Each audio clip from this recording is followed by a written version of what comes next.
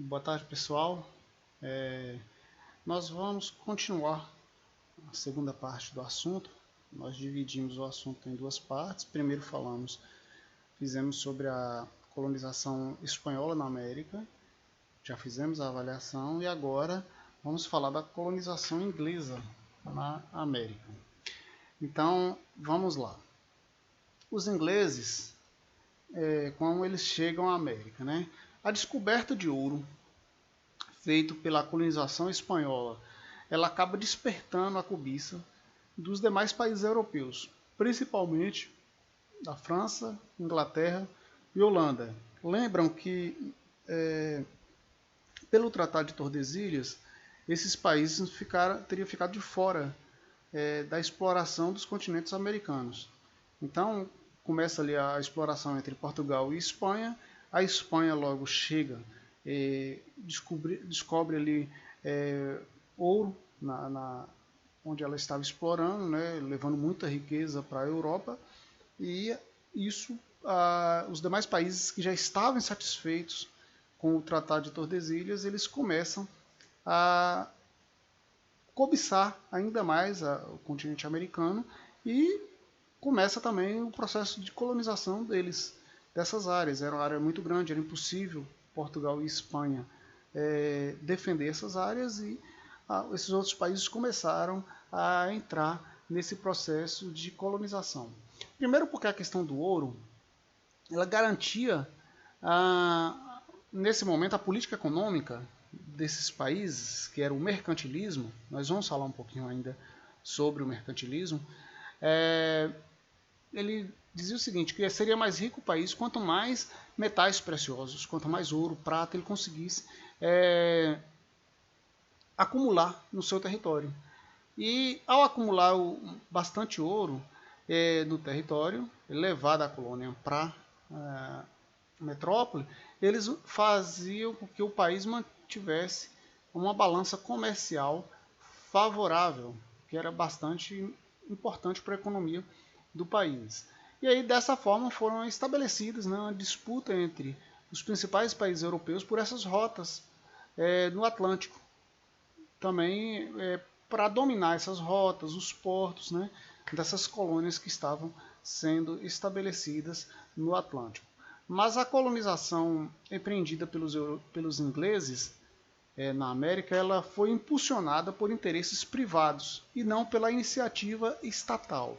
Tanto a colonização portuguesa quanto a espanhola foi uma empreitada do Estado, o Estado financiando, era o Estado que estava à frente desse processo de colonização.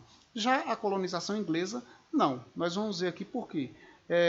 Os conflitos religiosos, né, que havia uma perseguição de parte da população inglesa por questões religiosas.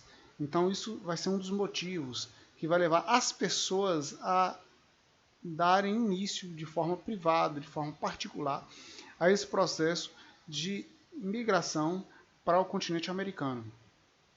Política de restrição à posse de terras, né, nós vamos falar um pouquinho sobre isso ainda, que gerava desempregados, né, as pessoas perdiam suas terras no campo, migravam para as cidades e aí ia aumentar o número de desempregados nas cidades.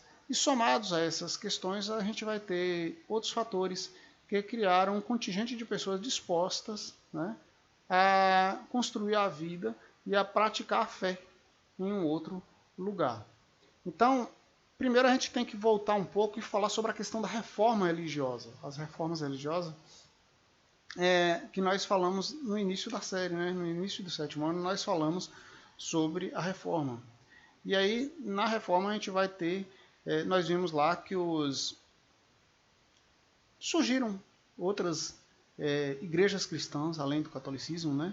O catolicismo ele dividiu, o cristianismo ele dividiu, até então era o catolicismo, ficou o catolicismo, os católicos, e surgiram luteranos, surgiram calvinistas. E na Inglaterra, em 1534, nós falamos isso também na época da Reforma, o rei Henrique VIII ele fundou a Igreja Anglicana. A Igreja Anglicana, houve aí uma ruptura da Inglaterra, né, do rei inglês, com a Igreja Católica, né, a Igreja de Roma, e essa ruptura ela não foi motivada por uma diferença por questões religiosas. Não é porque o rei inglês ele estava tendo problemas religiosos com a Igreja Católica. Ela foi mais motivada por interesses políticos e econômicos, onde a Inglaterra ela queria tomar da igreja todas as possessões, todas as posses que a igreja tinha dentro da Inglaterra. E aí a igreja anglicana ela vai manter, ela vai separar-se de Roma, mas vai manter o culto, né, o ritual, os ritos e as normas católicas. Vai apenas mudar o líder, né, que deixa de ser o Papa e passa a ser o rei inglês. Só que aí, dentro da Inglaterra, a gente tinha vários grupos, né, de cristãos aí que surgiram com a reforma, grupos de luteranos, de calvinistas, e os calvinistas, eles tinham um grupo de calvinistas, que era bem radical, que eles ficaram descontentes com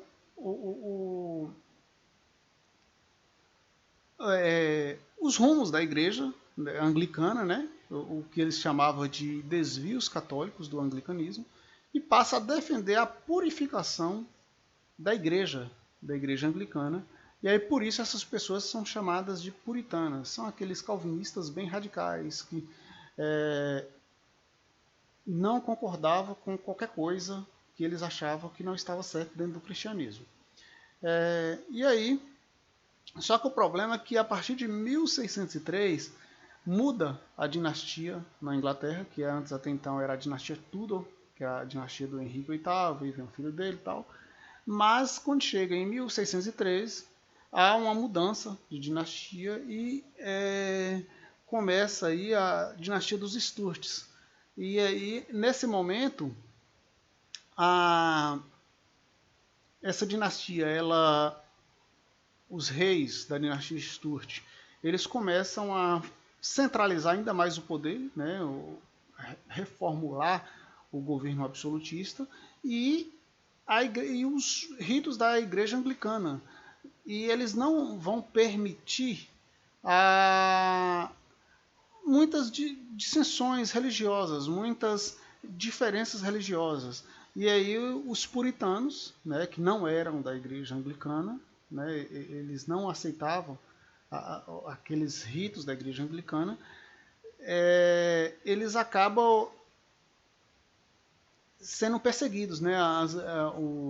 A dinastia Sturt vão adotar uma série de medidas disciplinares, né? Que através da igreja e vão transformar essas medidas em repressão política contra esses grupos que não aceitavam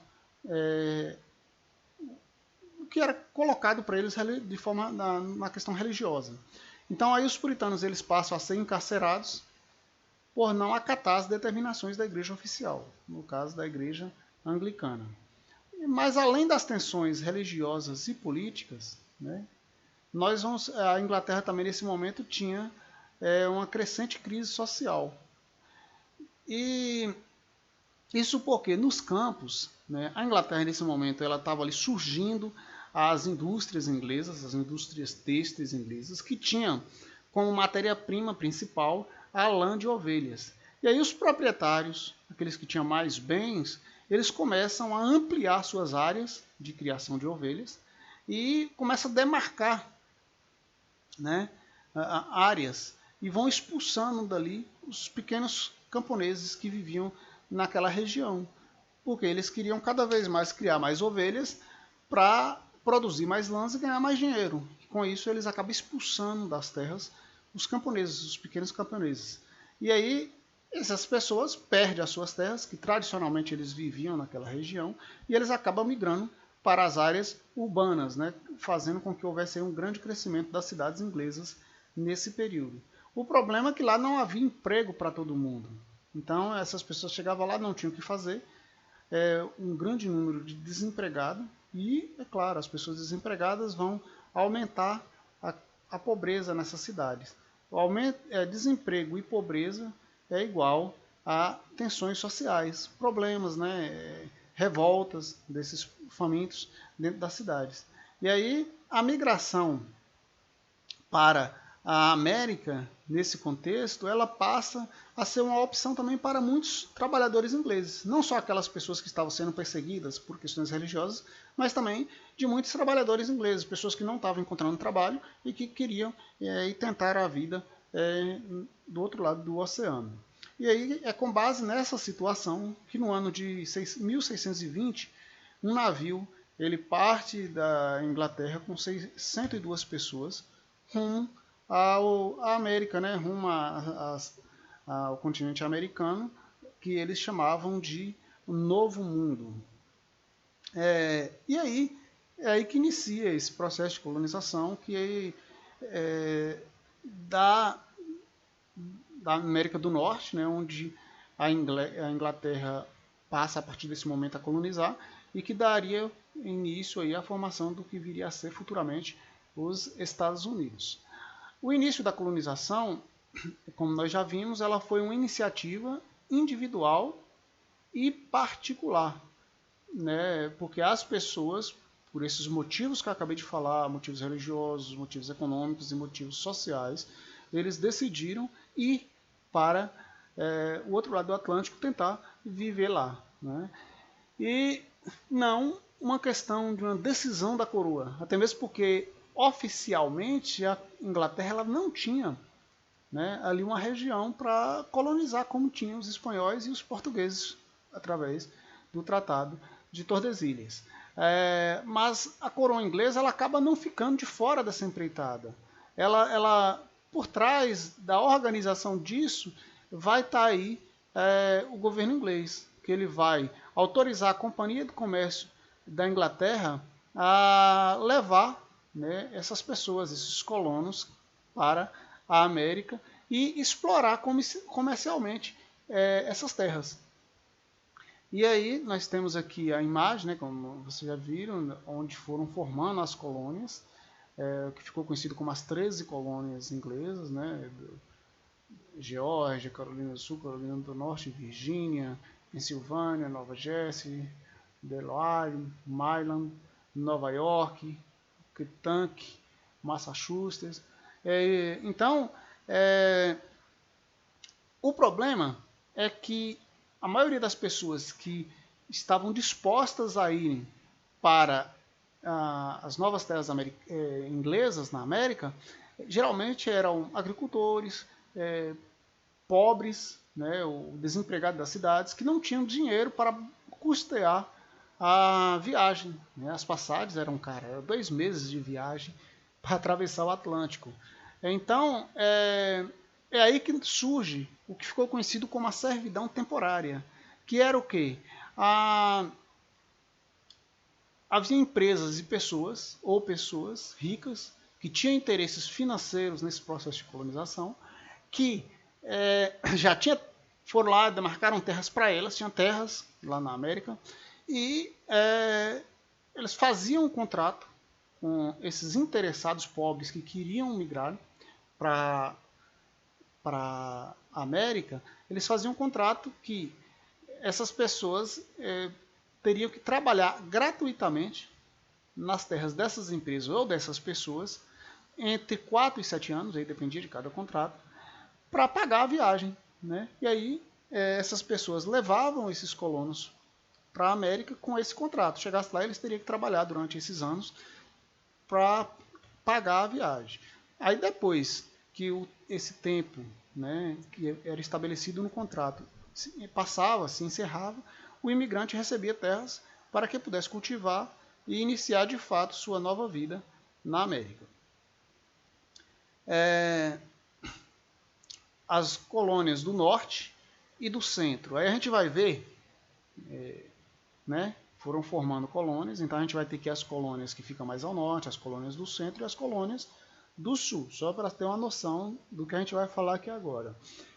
Se a gente pegar por questões climáticas, vocês sabem, já estudaram em geografia, que quanto mais próximo à linha do Equador, o clima ele é mais quente, mais ensolarado, e quanto mais vai ficando longe da linha do Equador em direção aos polos, o clima ele é mais frio, né? Em certas épocas do ano gela, tem neve e por aí vai.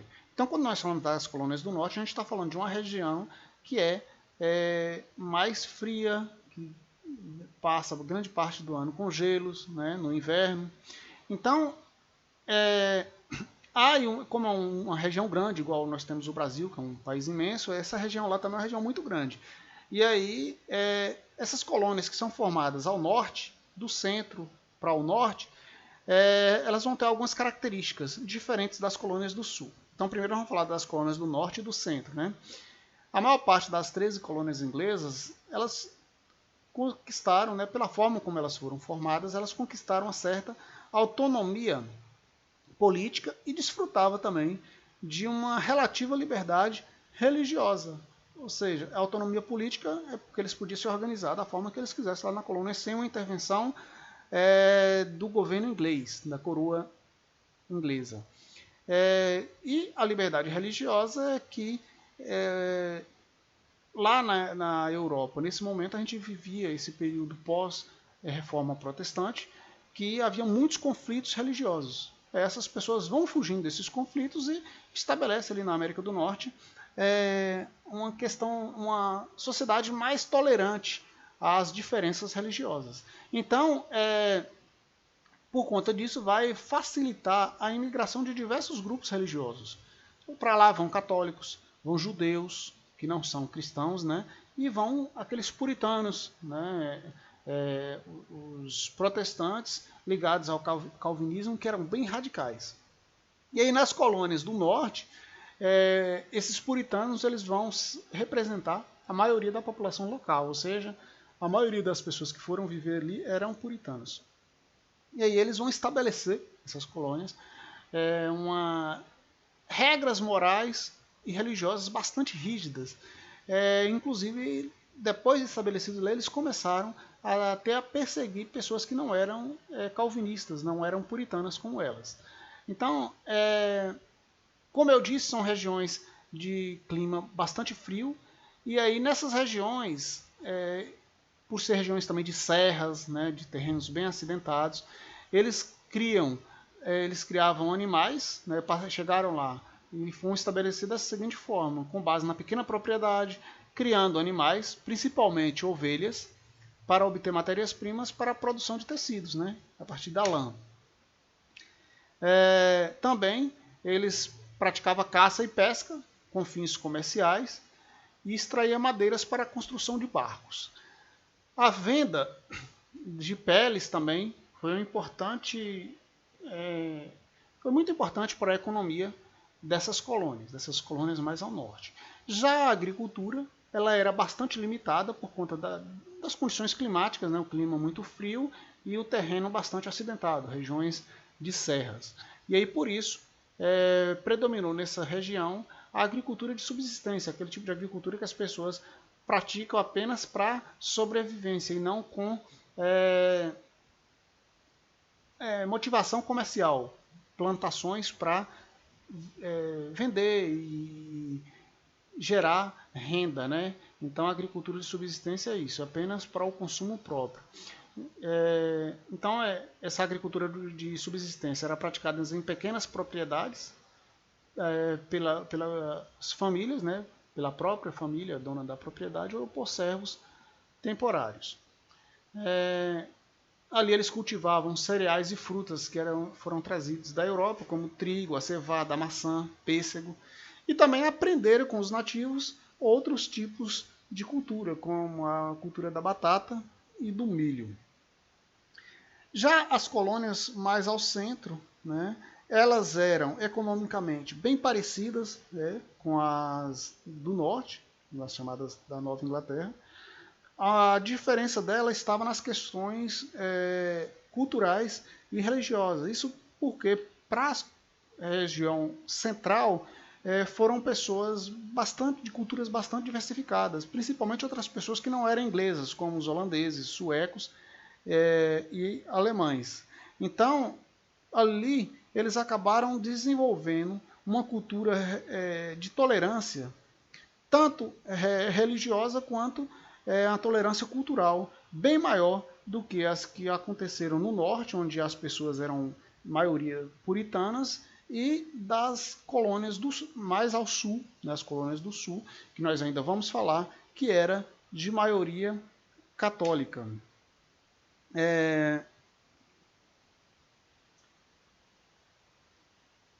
As colônias do sul, diferente das demais colônias, o clima nessa região ele já é um clima bem mais tropical, né, bem mais próximo ao que nós conhecemos aqui no Brasil, e tinha ali uma presença maior de católicos. E aí isso vai haver aí uma distinção do predomínio do o que fazia dessa região uma região distinta das colônias do norte e do centro, onde havia um predomínio de protestantes. Mas ali também havia importantes diferenças econômicas e sociais, né, nessas colônias do sul. A economia dessa região ela era baseada na monocultura, em grandes propriedades, né, com emprego de mão de obra escravo, que a gente chama de plantation, que era o que nós conhecemos aqui na colônia portuguesa, aqui na América do Sul. Né, a grande propriedade que produzia apenas um produto, né, monocultura isso é a produção de apenas um produto naquela propriedade. No caso, no período colonial, nós tivemos aqui a produção da cana-de-açúcar, né, grandes propriedades de cana-de-açúcar. Dessa forma foram as colônias do sul inglesas, elas eram monocultoras e também utilizavam o trabalho escravo. Lembra que lá nas colônias do centro e do norte era pequena propriedade ali explorada pela própria família, ou seja, não tinha ali o trabalho escravo. Já nas colônias do sul, primeiro porque lá nas colônias do norte a economia da região ela era uma economia de subsistência, não era uma economia voltada para o comércio. Já nas colônias do sul, por conta das condições locais, né, de clima, de grandes propriedades, a produção ela se dá mais com base na agricultura para o comércio, para a exportação de produtos. E aí vai ter a predominância do trabalho escravo. Ali eles cultivavam, né, nessas propriedades. Podia ter o cultivo do algodão, do arroz, do tabaco e do anil. Esses produtos eles abasteciam principalmente a Inglaterra, eram produtos que eram mandados para a Inglaterra e eram negociados, né, pelas companhias de comércio inglesa. Mas aí tem uma diferença entre as demais colônias, né, as outras regiões, tanto a região espanhola quanto a região portuguesa, que ao contrário do que acontecia na América Ibérica, volto a dizer, espanhola e portuguesa, essas companhias elas tinham mais liberdade na comercialização das mercadorias. Elas não se limitavam apenas ao comércio com a metrópole, elas podiam comercializar com qualquer outro lugar que elas fechassem parceria de comércio. Né? E isso permitiu o surgimento de relações comerciais mais diversificadas, que incluía, por exemplo, o que ficou conhecido como comércio triangular. O que era o comércio triangular? As colônias era um comércio que envolvia as 13 colônias inglesas, com a região das Antilhas, que eram colônias inglesas na América Central, e com a África. Através desse comércio triangular, os colonos do norte, que eram aqueles que tinham ali pequenas indústrias, né, com base na extração de lã, criação de ovelhas, faziam ali produtos manufaturados, eles compravam açúcar e melaço nas colônias do Caribe. Então eles compravam açúcar e melaço no Caribe, levavam para as colônias do norte, transformavam isso em rum, que é uma bebida próxima à cachaça, por exemplo. Né? Depois eles pegavam esse rum e trocavam por escravos na África. E os escravos que eles pegavam na África, eles vendiam tanto para as Antilhas, que tinha ali o trabalho escravo, quanto para as colônias do sul. Veja que formavam um comércio triangular. Produtos, o melaço saía do Caribe para as colônias do norte, era transformado em rum. Eles pegavam o rum e outros produtos manufaturados da região e trocavam por escravos na África, e os escravos eles vendiam no Caribe e nas colônias do Sul. Então, aí formava isso que ficou conhecido como comércio triangular. Na próxima aula eu vou dar continuidade ao assunto, para não ficar muito extenso. Então, até a nossa próxima aula.